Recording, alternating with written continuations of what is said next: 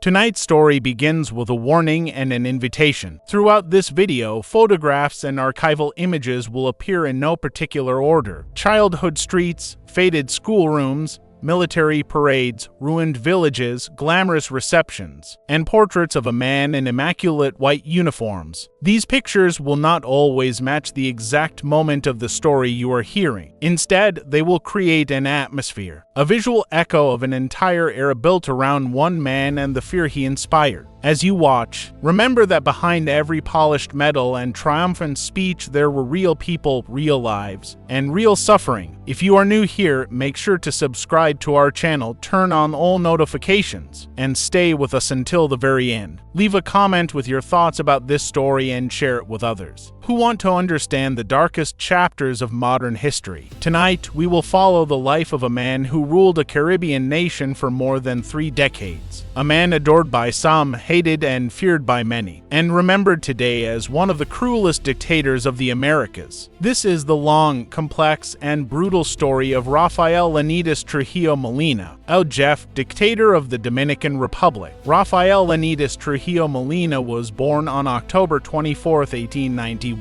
in the small town of San Cristóbal, just west of Santo Domingo, the capital of the Dominican Republic. He did not arrive in this world as a prince nor as the son of a great general, but as a child of modest circumstances in a country that had experienced a long history of foreign intervention, internal conflict, and political instability. His father, Jose Trujillo Valdez, was a small merchant and former sergeant, a man with roots in the Spanish Canary Islands. His mother, Altagracia Julia Molina Chevalier, known affectionately as M.A. and Julia, came from Dominican stock mixed with Haitian and French Creole ancestry, a complexity of bloodlines that later would become a bitter irony. When her son ordered massacres against Haitians, Rafael was the third of 11 children in a crowded, nosy household where money was often scarce, where brothers and sisters shared clothes and mattresses, and where the idea of a stable, secure future felt distant and uncertain. As a boy, Rafael attended elementary classes in San Cristóbal, first under the supervision of a local teacher, Juan Hilario Mario, and then at the school of Pablo Barrenas, which followed educational ideas inspired by the great Puerto Rican reformer Eugenio Mara de Hostos. The lessons were simple: reading, writing, arithmetic, a little geography, and some basic ideas about civic life. Rafael was not a brilliant student. He did not stand out for his intellectual achievements or for an exceptional memory, but he absorbed enough to navigate the modern world and, more importantly, he began to develop habits that would define him later. Discipline, punctuality, a certain cold ambition, and a fascination with order and hierarchy.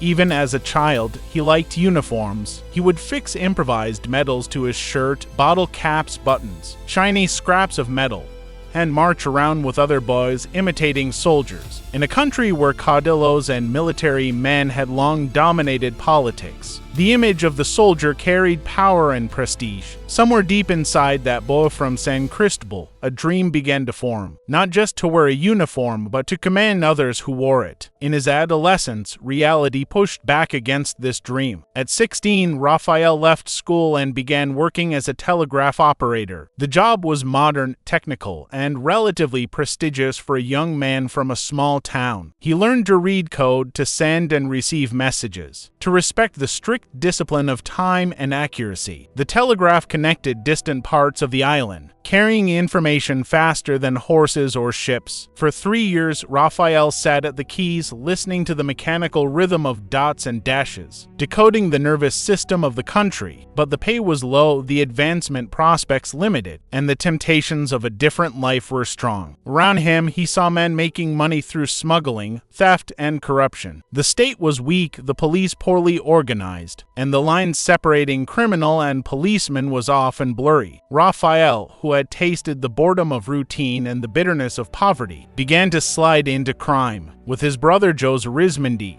known as Peton, and other companions. He became involved in cattle rustling, forging checks, and stealing funds from the postal service. For a time, he led a small gang that terrorized parts of the region, intimidating farmers and small merchants. Eventually, the law caught up with him. He was arrested, brought before a judge, and sentenced to prison for his crimes. The time behind bars was short compared to what many others suffered, but those months left their mark. In prison, Rafael saw what it meant to be powerless, to have one's fate entirely in the hands of people who could choose to be merciful or cruel. He watched guards humiliate inmates, heard the cries of men beaten for disobedience, and observed how fear could break a person from the inside. He learned in a very direct way that control over violence meant control over lives. When he left prison, his reputation in San Cristóbal was stained. He had been a telegraph operator and then a criminal. He had married a respectable local girl, Aminta Ledesma, and fathered children.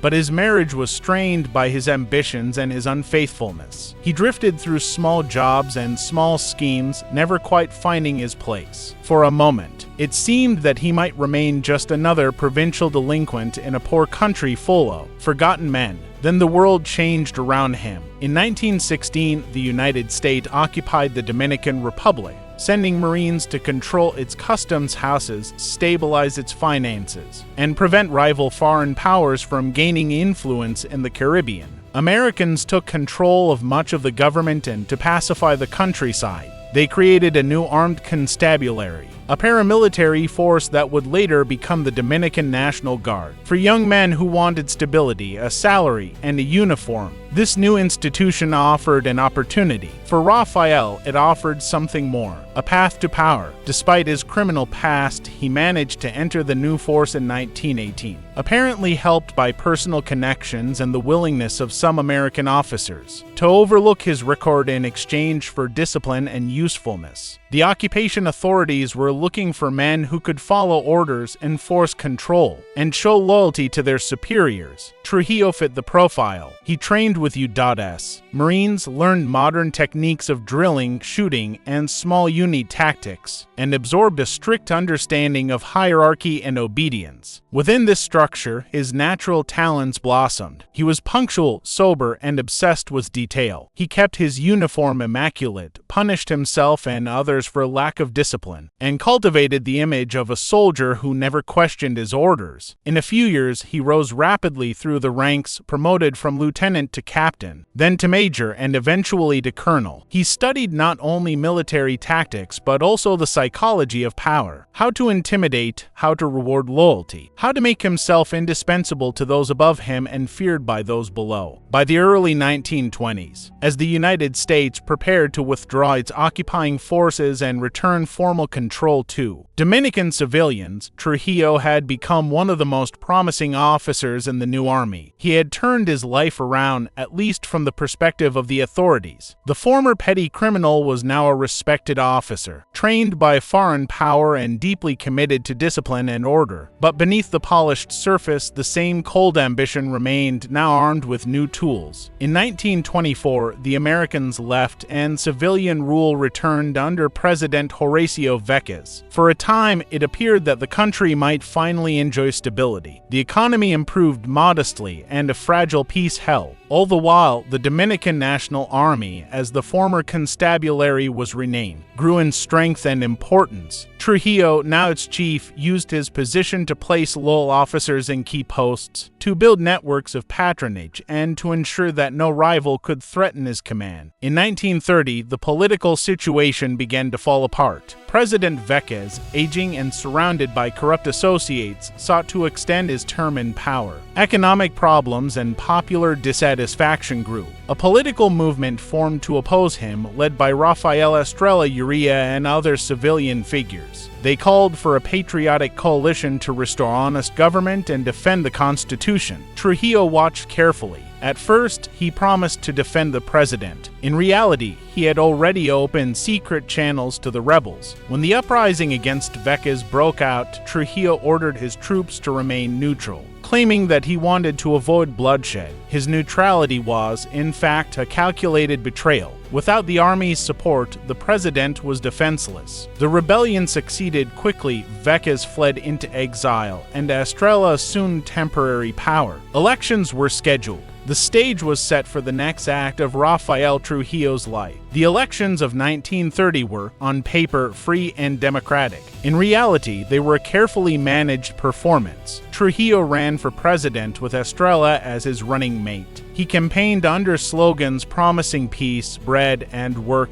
but his real message was delivered through intimidation. Soldiers and armed thugs harassed opposition supporters. Ballot boxes were guarded by men loyal to El Jefe, and anyone who dared to run against him faced threats, beatings, or worse. Many chose not to risk their lives. When the votes were counted, the result was an absurdly high percentage in Trujillo's favor. A victory decided not by public opinion but by fear. On August 16, 1930, Rafael Leónidas Trujillo Molina took office as president of the Dominican Republic. Almost immediately, fate gave him a catastrophe that he converted into an opportunity. Just 12 days after his inauguration, Hurricane San smashed into Santo Domingo with devastating force. The storm destroyed a large part of the capital, killing thousands of people and leaving tens of thousands homeless. The city lay in ruins, its buildings collapsed, its streets flooded with debris and grief. In this moment of disaster, Trujillo acted with speed and theatrical precision. He declared martial law, placed himself at the center of all relief and reconstruction efforts, and used the emergency to consolidate power. He distributed aid selectively, rewarding supporters and punishing opponents. He ordered the reconstruction of the capital with wide avenues, new monuments, and grand public buildings, and he ensured that his name would be written not only on documents but on the city itself. Santo Domingo was renamed Ciudad Trujillo, Trujillo City, a symbol carved into maps and official documents announcing that the capital belonged to him. During the 1930s, Trujillo built a regime that combined modern state structures with medieval personal rule. He created the Dominican Party and quickly made it the only legal political organization. Membership in the party was not a simple matter of ideology, it was a requirement for survival. Civil servants were expected to contribute a portion of their salary to party funds. Ordinary citizens were pressured to join. Those who refused risked losing their jobs, their businesses, or even their freedom. The party organized mass rallies, parades, and ceremonies in which the people were expected to cheer their leader. The cult of personality grew relentless. Portraits of Trujillo appeared in every government office, every school, every police station. Streets, provinces, and mountains were renamed in his honor. The highest peak in the country became Pico Trujillo. His birthplace was turned into a special province that carried his name. Banners, neon signs, and painted slogans proclaimed Dios y Trujillo,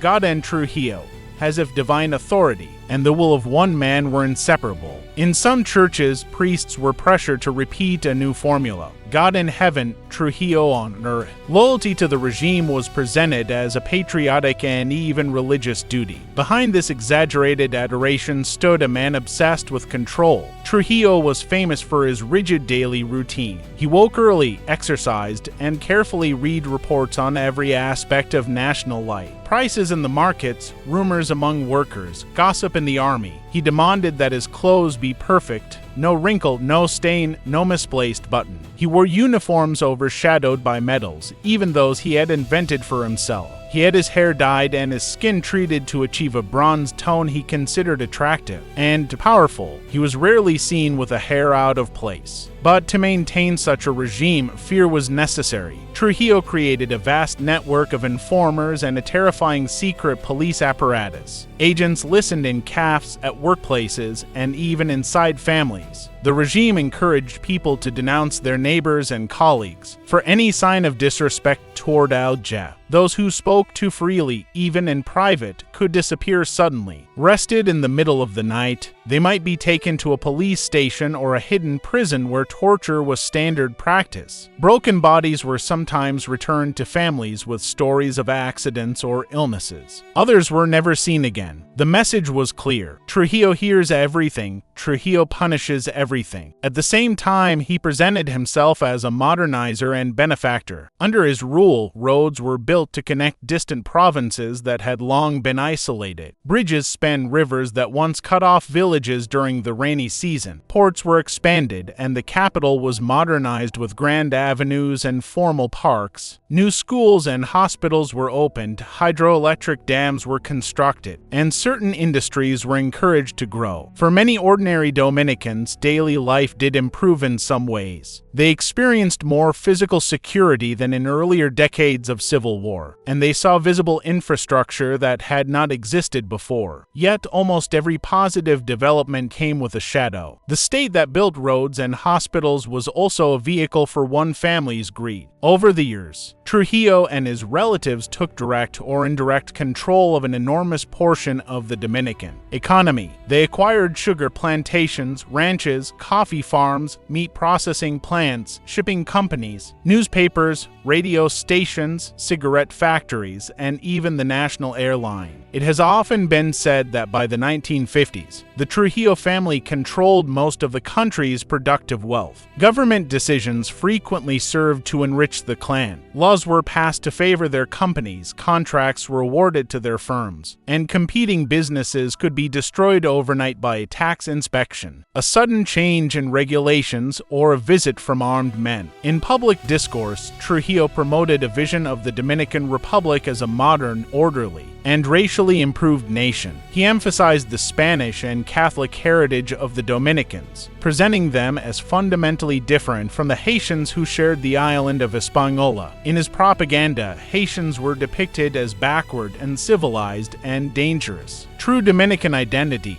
he insisted, was whiter, more European, more Spanish. This racial narrative served both to flatter many Dominicans and to justify policies of exclusion and violence against Haitians and darker-skinned people along the border. The most horrifying expression of this ideology came in 1937, in an event that would be remembered as the Parsley Massacre. Along the long, porous border between the Dominican Republic and Haiti, tens of thousands of Haitians and Haitian Dominicans worked cutting cane, tending cattle, and trading in local markets. Their presence was tolerated when their labor was needed, and resented when the regime wanted a scapegoat. In the autumn of 1937, under direct orders from Trujillo, Dominican soldiers and local paramilitaries began a campaign to cleanse the border of Haitians. The operation unfolded with chilling brutality. In villages and fields, soldiers stopped people and forced them to pronounce the Spanish word parejil, parsley.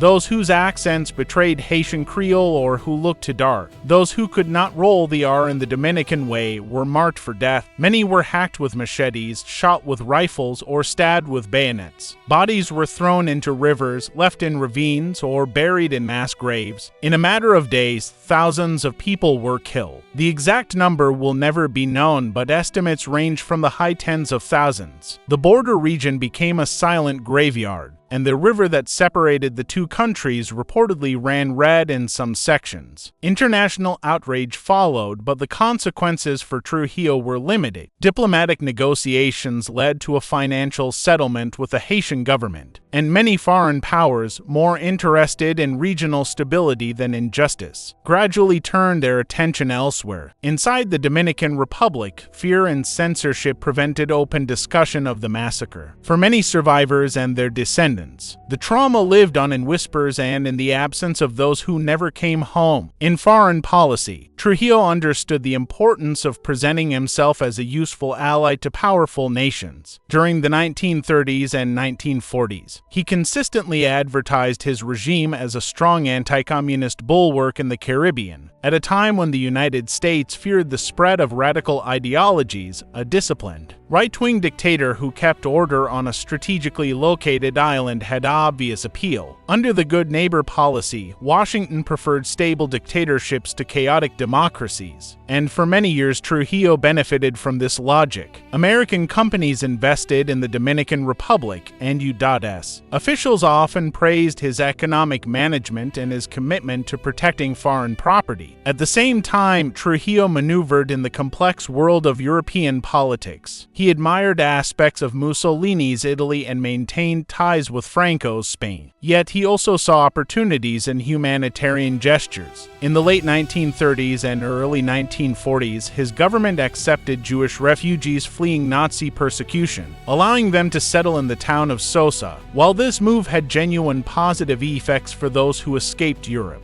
it also served Trujillo's interests. It helped whiten the population according to his racial ideas, and gave him a valuable public relations tool, allowing him to claim moral credit on the international stage. Inside the country, the cult of his person continued to expand. Trujillo adopted titles such as Benefactor of the Fatherland, Restorer of Financial Independence, and Generalissimo of the Armed Forces. Students learned in school that before him there had been only anarchy and poverty, and that all progress now came from his ruling hand. Public employees were expected to write letters of gratitude to him, and many did so sincerely, either out of conviction or fear. The national holiday calendar was filled with celebrations of his achievements, while memories of earlier figures in Dominican history faded behind the constant repetition of his name. Officially, Trujillo did not remain president for the entire 31 years of his rule, from 1938 to 1942, and again after 1952, other men occupied the presidential seat. Jacinto Penedo, Manuel de Troncoso, and his own brother HCTO Benvenido Trujillo served as heads of state. But everyone in the country knew who held real power. Rafael Trujillo, as commander-in-chief of the armed forces and supreme chief of the Dominican Party, continued to direct the government from behind the scenes. Laws, budgets, and appointments were all ultimately subject to his approval. The presidents who followed him publicly were, in reality, carefully chosen masks. In his personal life, Trujillo was notorious for his appetite for women and his cruelty in pursuing them. He used his power to seduce or coerce wives, daughters, and young actresses, often inviting them to parties or official events as a first step. Refusing his advances was dangerous. Families who tried to protect their daughters could face harassment, loss of employment, or even imprisonment. Stories spread of girls picked up in official cars, taken to villas, and returned in tears, their honor destroyed.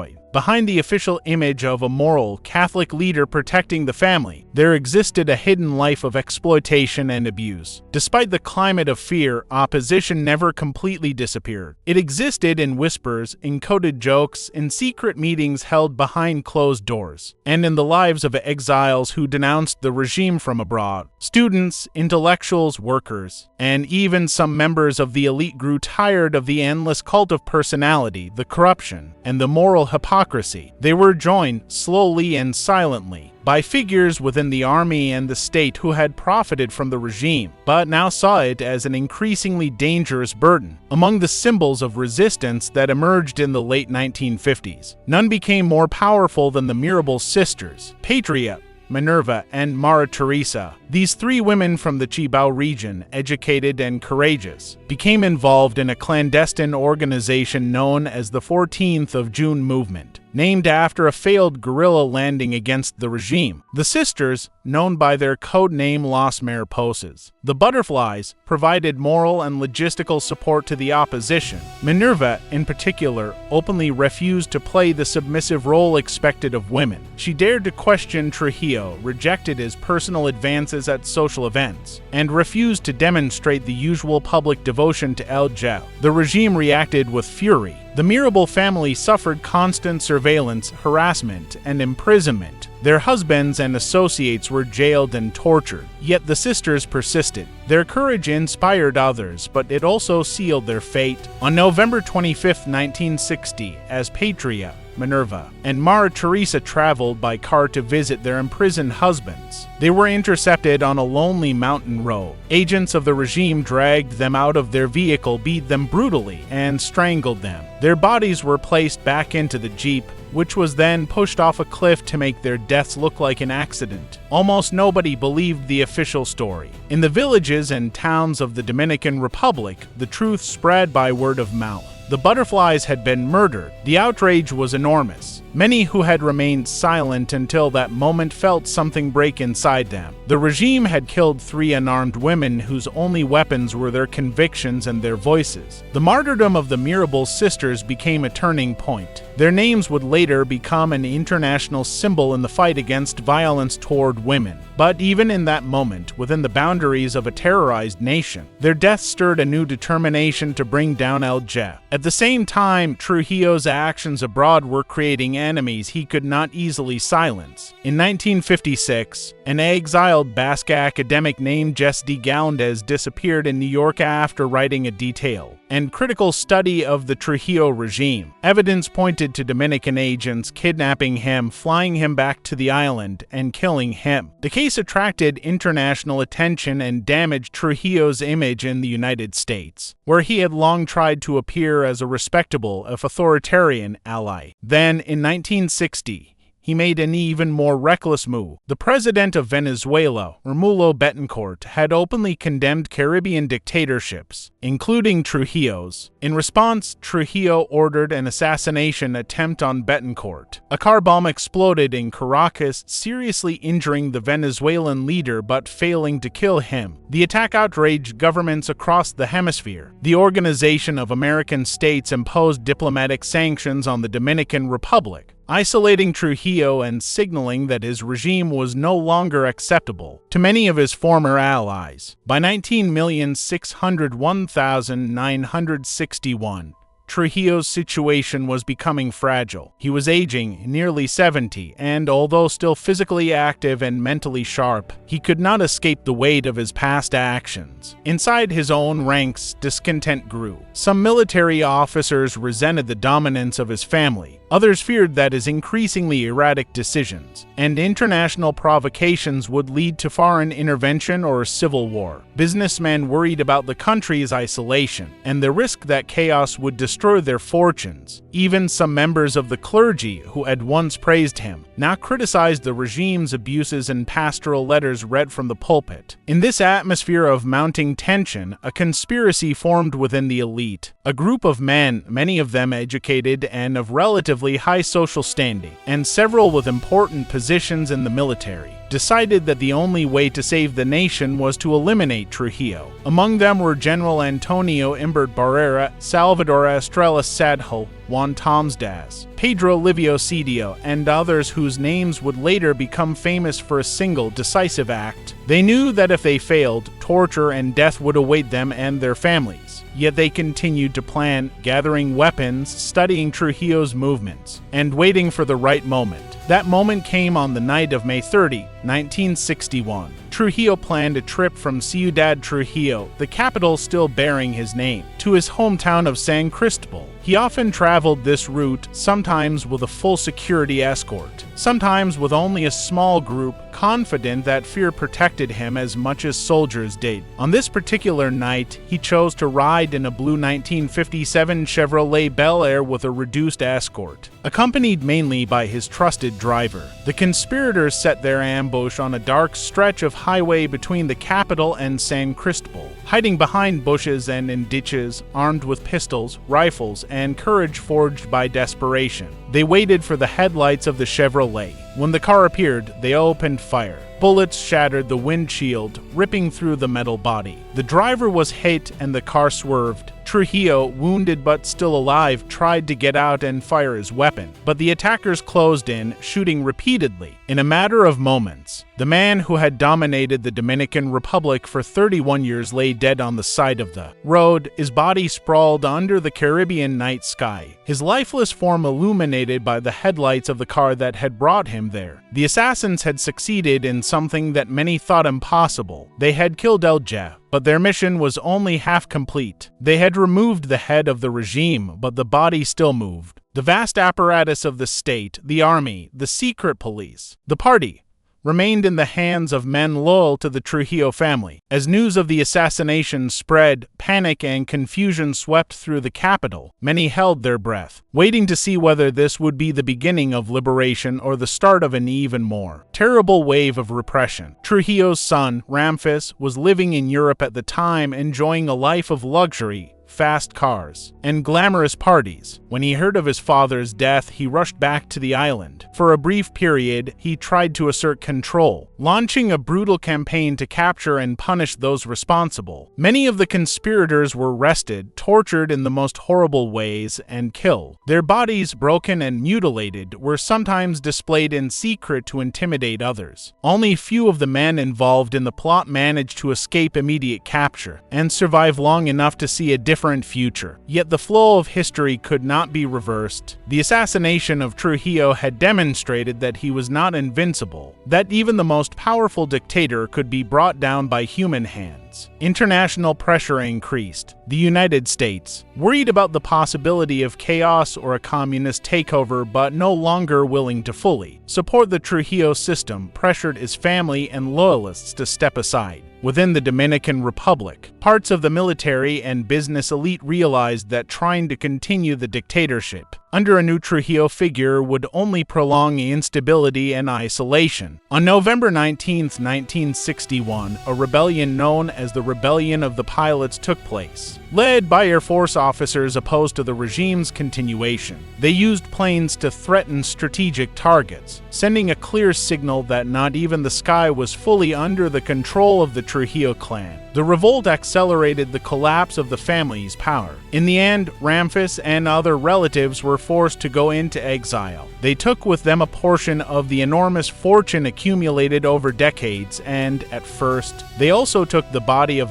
Jefe. Trujillo's funeral in his hometown of San Cristóbal had all the appearance of a great state ceremony. His coffin was draped with the national flag. Soldiers marched in formation. President Joaquin Balaguer, a cultured man and longtime collaborator of the regime, delivered a solemn eulogy, balancing between praise and the careful distance required in a changing political landscape.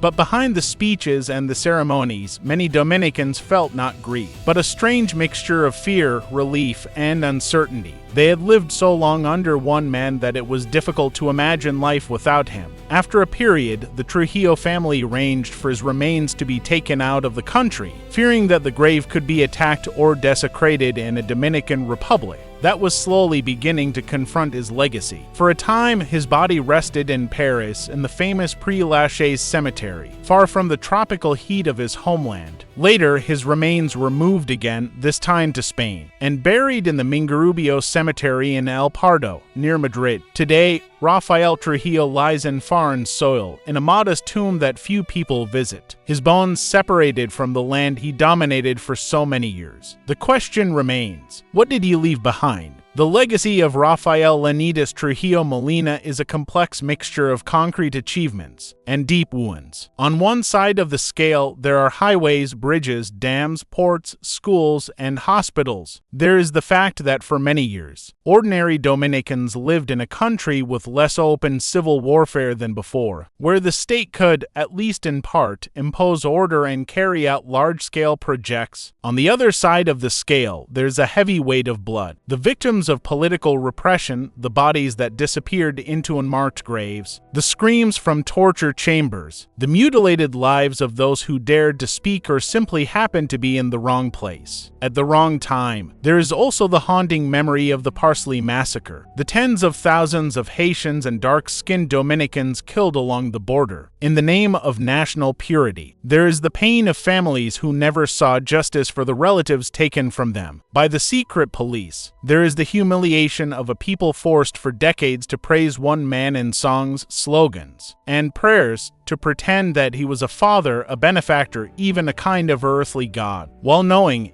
in their hearts, that he was also their jailer. Trujillo tried to bleach not only his own ancestry, but the national memory. He renamed cities and provinces after himself, changed the names of mountains and streets, erased or distorted the reputations of earlier historical figures, and filled the public space with his image. After his death, much of this artificial universe collapsed. The capital's name returned to Santo Domingo. Many of his statues were removed. Official celebrations honoring him were canceled, yet traces of his system remained. Networks of patronage, styles of political behavior, and a deep-rooted culture of fear and silence. In later decades, the Dominican Republic would face new challenges: coups, civil war, foreign intervention, fragile democracies, and economic crises. But the era of Trujillo remained a reference point, a long shadow stretching across history. Writers, historians, and survivors would tell stories of secret prisons, of the Mirabal sisters, of the conspirators on the highway on that May night, of the families who whispered forbidden words only when the radio was turned up loud enough to mask their voices. When Dominicans remember Rafael Trujillo today, their feelings are not simple. Some older people recall that under his rule the streets felt safer at night, that trains and buses ran, that salaries arrived on time, that there was a sense of direction, even if it was imposed from above. But many more remember the dark side. The constant fear, the censorship, the humiliation, the knowledge that any criticism, even a joke made in the wrong company, could bring ruin. They remember neighbors who vanished, the quiet funerals, the gatherings where people spoke of nothing important because you never knew who might be listening. Our story began with images appearing randomly on the screen. Parades, schools, uniforms, devastated villages, faces of victims. Faces of a man who believed that history began and ended with him. Behind those images lies one essential lesson. A dictatorship is never only the work of one person. It is a system of fear and complicity. A network of people who accept rewards in exchange for their silence or their collaboration. A structure that survives as long as enough people are willing to obey or look away. Trujillo was the central figure, the architect and symbol of that system, but his power rested on the choices of thousands, soldiers who followed orders, officials who signed papers, citizens who pretended to believe, and, ultimately, brave men and women who decided to resist. As this video draws to a close and the last pictures of Rafael Leónidas Trujillo fade from your screen, remember the price of allowing any one person to gather so much power, wrapped in flags, songs, and endless praise. Remember the Mirabal sisters, Patria,